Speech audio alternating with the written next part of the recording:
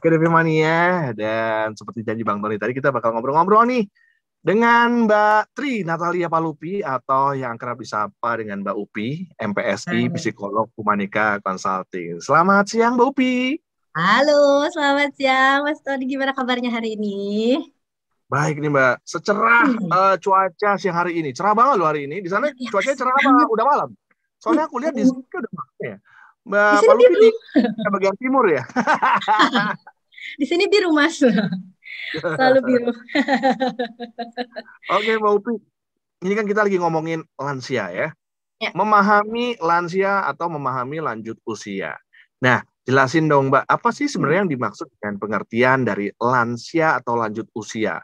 Dimulai dari usia Oke, berapa sih ini seseorang bisa disebut sebagai lansia? oke, baiklah.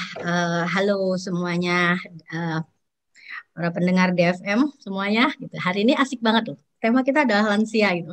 Ada yang sudah Iya. berpengalaman jadi lansia? Belum ya? Nah, ya saya sih Mbak, saya pakai susuk loh. Sebenarnya saya udah lansia. Oh Karena gitu saya ya? pakai susuk. Wow. Oke, baiklah. Sebenarnya kalau kita bicara tentang lansia gitu loh, umur berapa sih Hah? lansia? Gitu ya. Ya. Eh, Kalau kita ambil dari pengertian lansia itu adalah menua atau lansia adalah proses menghilangnya perlahan-lahan gitu ya. Apa namanya kemampuan jaringan untuk kembali meregenerasi itu Hmm. adalah lansia gitu loh. Jadi ketika jaringan kita itu uh, memiliki kemampuan yang menurun untuk meregenerasi, maka kita bisa dikatakan sudah memasuki masa lansia. Lalu usianya sampai di mana? Gitu. Pada Oke. puncaknya itu kan manusia itu kan apa ya mengalami puncak fitnya itu kan sekitar 30, 40, 20, 30, 40 itu memang lagi fit-fitnya tubuh gitu ya. Nah, lalu Ya. kemudian setelah melewati dari sana, masuklah kita ke usia 50-an, Ya, ya. kemudian 55, 60 dan lain sebagainya mulai ada perubahan-perubahan gitu ya. Hmm. Kemampuan untuk meregenerasi tubuh seperti itu. Jadi ada banyak sekali teori yang menyebabkan yang menggambarkan bagaimana lansia itu eh, dikatakan lansia ketika usia sampai berapa. Ada yang bilang usia 50, ada yang bilang 60. Kalau kita ambil Oke. acuan dari WHO, WHO itu dia ambil 60. Kalau udah masuk 60, 60. itu udah lansia. Seperti itu. Oke. Tapi kalau di Indonesia itu kalau dilihat dari undang-undang itu dia ambil 65. 65 kita masuk 65. lansia. Oke. Ada juga Oke. pembagian. Ada yang old. Yang old ini lansia muda. Lansia muda itu 65 sampai 74. Kemudian ada middle middle old, lansia lansia aja gitu ya, tua aja gitu ya. Itu ada 75 sampai 84. Di atas dari sana ada namanya very old atau old old, 85 ke atas. Oh, Seperti ada itu. klasifikasinya. Lansia itu ada Betul. klasifikasinya lagi, Mbak ya? Ya, Oke, betul. Oke. lansia muda 65 sampai 75, terus lansia doang 75 Lansia sampai doang. 80. Oke, Oke, lansia tengah dan gitu ya. 80 sampai unlimited. 85, 85 ke Oh, atas. Itu udah very 85 ke old. atas. Very Ah, old. betul. Ya. Iya, iya, iya, iya, Kenapa iya. sih kita membuat klasifikasi itu, Mas Tony? Karena terkait dengan bagaimana penanganan juga kan. Tentu kan Oh, beda, lansia yang beda, berusia, beda klasifikasi, beda penanganan. ya dong, lansia di usia Oke. 84, 85 ke atas tentu tidak sama penanganannya dengan lansia yang baru masuk, masih 65 dan lain sebagainya. Tentu nggak sama. Oke, iya, iya, iya, iya. Gitu, Mas Tony. Iya, iya. Saya paham sekali sih, soalnya saya sering banget nganterin ibu saya ngambil pensiun. Hmm. Nah, nah beda banget apa namanya dibedakan gitu cara penanganannya dari yang 60 sampai 80 tuh beda banget. Ya, beda banget dong. Gitu. Spesial, Ada spesial lansia kalau yang 80 baru ya. datang, Memang. langsung digandeng, langsung harus depan kalau perlu tidak perlu mengantri gitu ya. Ada Ya, lansia ya. yang memang masih pengen ngantri dulu. Kenapa? Karena waktu mereka untuk ngobrol-ngobrol lah ketika mereka ngambil uang pensiun Iya, itu iya, iya, iya, kesempatan. iya, Ya, benar. ya, ya. Benar, benar. Itu Iya, kesempatan emas buat mereka ngobrol dengan teman-teman lama gitu. iya, iya, iya. Nah, Oke. sebenarnya masalah apa aja sih yang dihadapi oleh kita ngomongin para lansia di Indonesia Hmm, nih, Mbak? hmm, hmm, Faktor hmm, apa yang hmm. membuat para lansia ini boleh dibilang kalau kita ngelihat apa ya fakta banyak nih lansia-lansia yang tidak bahagia. Ya. Oke, kalau kita mau melihat ciri-ciri lansia pada umumnya, itu nomor satu diawali dari intelektualitas, seperti itu. Oke. Kalau udah bicara lansia, tentu yang terbersit ke kita adalah pikun. Nah, pikun, kemudian pelupa, kemudian apalagi intelektualitasnya yang sudah tentu menurun dibanding dengan dewasa-dewasa atau anak-anak ya. Kalau kita berinteraksi dengan anak-anak itu kan kepintarannya nambah gitu ya. Iya, Kalau iya, kita iya. berusaha dengan lansia itu kadang-kadang hari ini ingat, besoknya udah lupa gitu. Seperti itu. Jadi tentu itu harus kita pahami untuk melihat nanti penanganannya seperti apa. Kemudian emosional. Lansia pada usia ini mulai mengalami perasaan tersisih, Mas. Oh gitu ya, Mbak, selalu ada. Ya, ada kekhawatiran bahwa kondisi fisik yang tidak lagi seperti dulu membuat mereka itu nanti, aduh nanti kalau saya merasa disisihkan gimana nih, gitu. Oh, udah nggak dipakai lagi nih, udah pensiun, gitu. Dan lain sebagainya. Itu kan mempengaruhi kebahagiaan lansia, Mas. Jadi ada gini loh, Mas, ada mitos dan fakta yang menyatakan bahwa lansia tambah lama tambah cerewet, kemudian lansia tambah lama tambah ini dan itu, seperti itu ya. Nah, pada kenyataannya bahwa lansia itu juga human being gitu ya, dengan karakter kepribadiannya masing-masing. Tapi kadang-kadang ketika mereka melakukan sesuatu, kita memaknai itu sebagai kelansiaannya. Nah, itu juga kita harus pahami bahwa, tapi memang ada beberapa yang memang menjadi ciri khas kepribadian lansia. Itu muncul dari mana? Karena penurunan-penurunannya yang membuat lansia menjadi tersisih, merasa nggak enak, merasa nggak lagi diperlukan, merasa ngerepotin dan lain sebagainya. Gitu. Oke. Siap. Itu yang akhirnya apa namanya? Masalah-masalah yang dihadapi oleh lansia ya di Indonesia. Terus ini faktor-faktor apa sih, Mbak, biasanya yang membuat para lansia ini merasa nggak bahagia gitu, Mbak? Dikarenakan faktor yang membuat lansia nggak bahagia. Nomor satu di Indonesia ya. Di Indonesia ya. Oke. Yang nomor satu adanya penurunan kondisi fisik itu. Kayak tadi ibu saya gitu misalnya ya. Ya, adanya penurunan kondisi fisik itu.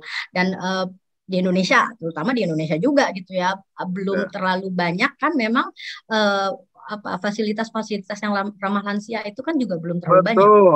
Tangganya tinggi-tinggi, Bu. Kalau mau ngajakin jalan-jalan. Kalau mau ngajakin jalan-jalan ke villa gitu udah nggak bakal bisa. Karena villa sekarang tangganya terjal sekali. Luar biasa. Mas Tony mau gendong, silahkan. Ya, karena memang seperti itu. Penurunan kondisi fisik gitu ya, yang membuat lansia itu menjadi lebih baik nggak usah kemana-mana deh daripada ngerepotin gitu ya. Di Indonesia menjadi seperti itu. Fasilitas-fasilitas ramah lansia juga masih sangat terbatas. Kemudian di Indonesia sendiri ada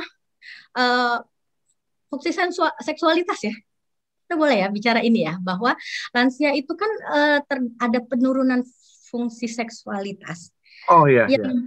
Yang menyebabkan interaksi antara lansia itu menjadi mau nggak mau terganggu juga dong. Seperti itu. Sedikit kita bahas sedikit nggak apa-apa gitu loh, bahwa ada masalah bahwa lansia merasa tidak lagi cantik lah gitu ya, atau tidak lagi ganteng. Seksualitas kan munculnya begitu ya. Nggak lagi disayang karena sudah tidak bisa berfungsi secara optimal di seksualitasnya. Mungkin saja itu terjadi, mungkin. Kemudian adanya psikososial, kognitif psikomotor yang melambat. Gerakannya melambat dan lain sebagainya. Kemudian yang dulunya pelari mungkin sekarang jalan kaki aja harus ditungguin dan lain sebagainya. Itu kan mempengaruhi kebahagiaan lansia juga gitu, karena keinginannya yang besar tapi gerakannya menjadi lambat seperti itu. Kemudian ada perubahan peran sosial. Tapi untuk perubahan peran sosial ini ada satu yang perlu saya sampaikan terkait dengan lansia dan perubahan peran sosial. Kalau kita melihat intelektualitas lansia ditinjau dari perubahan peran sosialnya gitu ya, mungkin inteleknya lansia itu banyak penurunan ya, intelektualitasnya, kecerdasannya itu banyak mengalami penurunan, pikun, pelupa dan lain sebagainya. Tapi kalau kita ambil dari sudut pandang kecerdasan, teori kecerdasan yang lain, ada namanya kecerdasan crystallized. Mas, ini berita baik untuk para lansia. Kecerdasan yang terkristalisasi. Kecerdasan yang terkristalisasi ini adalah kecerdasan yang muncul dari pengalaman. Kalau Mas Tony lihat kristal, kalau Mas Tony lihat kristal, kristal itu kan menjadi sebuah benda yang muncul karena ditempa. Iya. Nah, karena ditempa. Melalui proses, ya. Ya, melalui proses. Kadang-kadang ada apa namanya? Ada kena cuaca, pengalaman buruk, pengalaman baik. Nah, pengalaman-pengalaman ini yang membuat kecerdasan terkristalisasi. Munculnya menjadi apa? Menjadi kearifan, kebijaksanaan, wisdom gitu ya.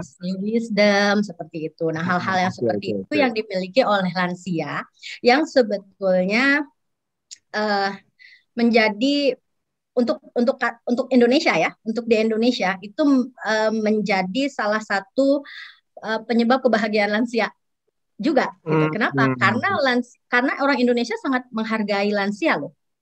Ada sesepuh, ada sesepuh di sini. Ya. Tuh dengerin orang tua itu wejangan tuh, nggak jangan main-main. Wejangan. Ya, gitu. Betul. Wejangan orang tua itu makannya asam garam, Mas. Iya, betul. Jadi nggak sembarang jeplak itu, benar-benar sudah melalui proses dan proven. Terbukti ya, gitu ya. Sudah terbukti gitu ya, sudah pernah jatuh, bangun dan lain sebagainya. Nanti pasang lagunya tuh jatuh bangun. Jatuh bangun aku.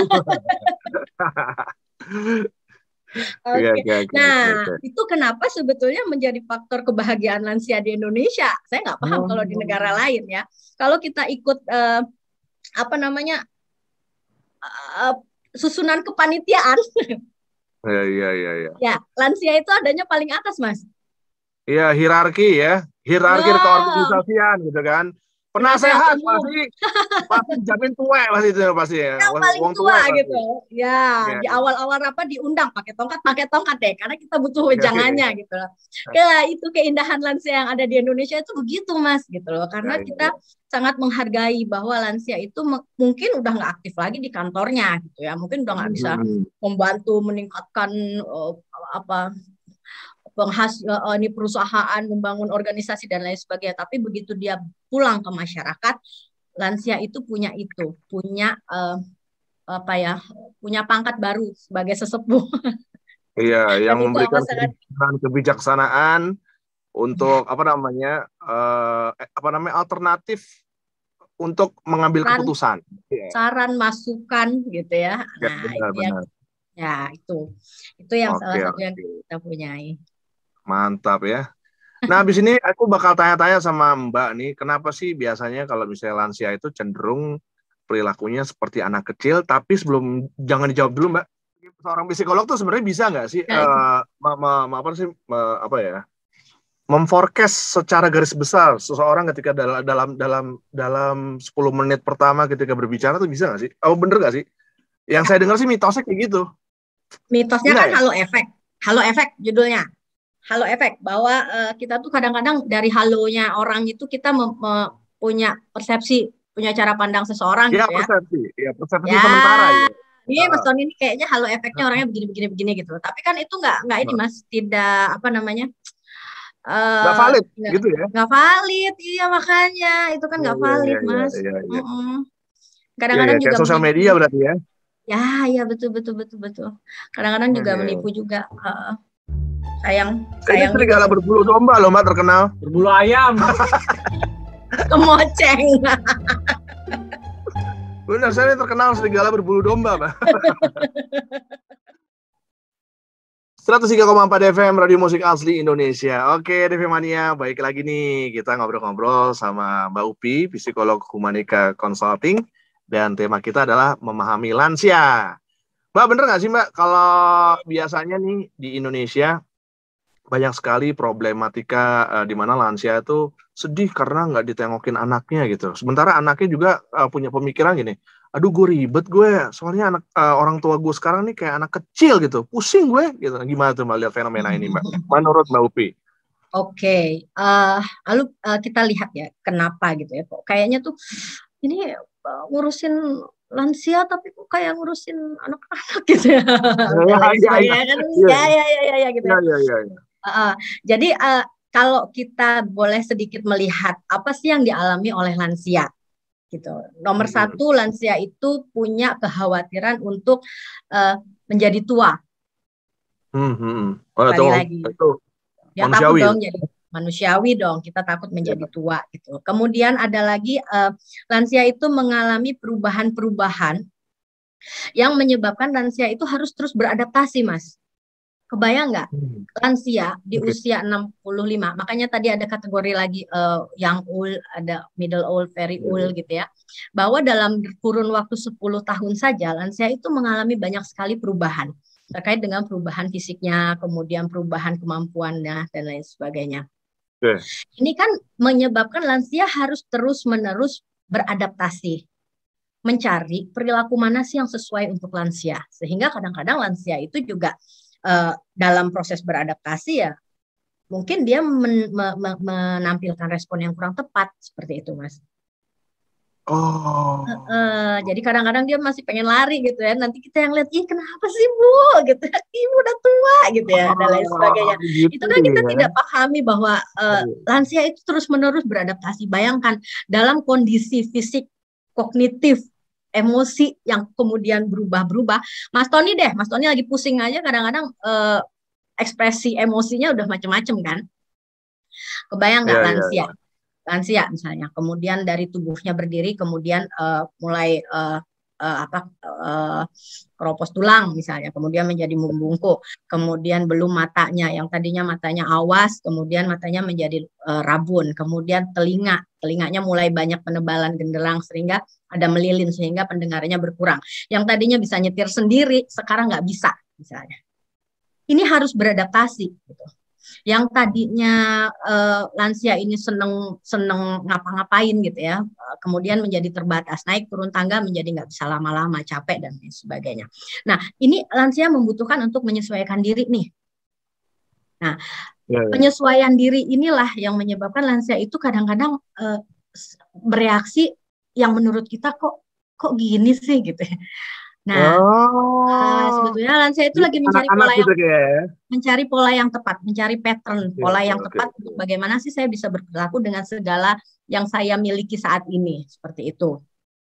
Kemudian lansia ini juga kadang-kadang beberapa lansia loh ya, nggak semua. Ada ditemukan bahwa lansia yang merasa khawatir untuk mengekspresikan kehangatan. Kadang-kadang munculnya kenapa? Karena kadang-kadang kehangatan yang diberikan oleh lansia gitu, ramah, sikap-sikap positif, ramah, aware, hangat dan lain sebagainya, itu kadang-kadang tidak diterima secara positif oleh orang lain. Remaja deh misalnya, dia mau ramah, mau bawakan bekal nih untuk cucunya. Ini ya cucunya, nenek bawakan gitu ya, bekal ya dibawa ke sekolah. Lalu ekspresi cucunya apa? Nenek bawa ke plastik kan begitu, aku malu gitu. Nggak connect ya. Nggak connect, padahal intinya kan lansia hanya ingin memberikan keramahan, kehangatan gitu, kasih sayang, tapi kemudian tidak diapresiasi secara positif, sehingga lansia itu semakin lama, semakin tua, lansia itu semakin pasif dalam menyampaikan kehangatannya, seperti itu. Kenapa? Karena perasaan takut ditolak. Iya. Takut salah. Wah, ini buat SMA-nya semua nih mungkin ini sepele kali ya. Kalau misalnya ke rumah ketemu orang tua, tiba-tiba mau pulang, ibu bawain segala macem kayak apa mungkin buah-buahan yang satu masih sama tandon-tandonnya gitu ya. Terima aja kapan lagi sih kita lihat senyum orang tua gitu kan ya. Kalau kadang-kadang kan kita nggak mau, berat. Mama ribet buahnya, ribet tau nggak ribet gitu. Mama ribet deh gitu kan. Kalau nggak buah begini mah di rumah nggak ada yang makan mah gitu. Nah ini kan melukai. Itu melukai. Melukai perasaannya ya. Seperti itu. Oke. Jadi apa ya? Sebetulnya lebih banyak mengantisipasi. Sehingga kenapa lansia itu menjadi seperti anak kecil gitu loh. Karena memang respon-respon yang diberikan tuh kadang-kadang Nggak pas, dapat apresiasi, iya. nggak tepat gitu. Untuk mata Nah, kita ya, untuk mata kita itu menjadi nggak tepat gitu. Jadi oke ya oke oke. itulah yang terjadi. Oke, oke. Ini seru banget ngobrol-ngobrol Mbak Upi yang hari ini. Ya, Mbak ya, Upi, ya, ya. terakhir Mbak Ya. Upi, Hmm. apa pesan sama DV Mania yang masih memiliki orang tua yang sudah lansia ya, agar Hmm. hubungannya tetap berjalan baik dan harmonis? Satu kata, mendengarkan. Oke. Buka hati, mendengarkan. Oke. Mendengarkan. Karena kalau kita ini kalau kita ambil dari teorinya gitu ya, bahwa Uh-huh. lansia itu berada pada tahap integrity versus despair. Integritas atau Oke. putus asa. Jadi kerjaannya lansia itu adalah merefleksikan masa lalunya, Mas. Baik Oke, oke. pengalaman-pengalamannya, ada pengalaman baik, pengalaman buruk, penyesalan-penyesalannya, kekhawatiran-khawatirannya, semuanya itu ada dalam rangka apa? Dalam rangka menciptakan ketenangan untuk pada akhirnya dia merasa, oke, saya siap untuk kembali berpulang. Oke, Nah, oke, oke. oke, jadi apa yang harus dilakukan supaya lansia-lansia ini bisa hidup tenang, ayem, damai gitu ya, Happy. berada pada Ya. satu titik. Alhamdulillah saya menghabiskan hidup saya dengan baik, anak-anak saya baik dan lain sebagainya, atau kekhawatiran-kekhawatiran saya terjawab dengan benar gitu ya, sehingga saya bisa fokus dengan spiritualitas saya, lebih religi untuk kemudian mempersiapkan diri pada fase kehidupan yang selanjutnya seperti itu. Ya, yang harus dilakukan oleh kita adalah mendengarkan. Itu aja. Lansia itu Oke, benar-benar oke, butuh telinga yang oke. mau mendengarkan lansia. Ih, Seperti itu. keren banget. Jadi pesannya buat semua, kalau kita punya persepsi mengenai lansia, baik itu orang tua kita yang kayaknya susah diatur, atau mungkin kayak anak kecil, kuncinya cuma satu, dengerin ya Mbak ya. Dengerin. Karena mereka juga sebenarnya punya problem, tapi sulit untuk mengungkapkannya. Ya, Asik! betul. Oke Mbak Upi, terima kasih ngobrol-ngobrolnya siang hari ini, keren banget sumpah. Tadi saya sempat berbes loh Mbak, jujur ya. Tapi saya tahan-tahan gitu. Ingat Karena pulang ya, saya kan Mas. laki, karena saya anak laki, saya nggak boleh nangis gitu. Oh, gitu. Oke lah. Oke, Mbak Upi, terima kasih banyak ya. Dan Thank you, Mas Tony, buat waktunya. ya, mudah-mudahan kita bisa ketemu lagi Mbak ya di lain kesempatan. Oke, Mbak Upi, sukses buat Mbak Upi. Sama-sama Mas Assalamualaikum. Tony juga ya. Waalaikumsalam.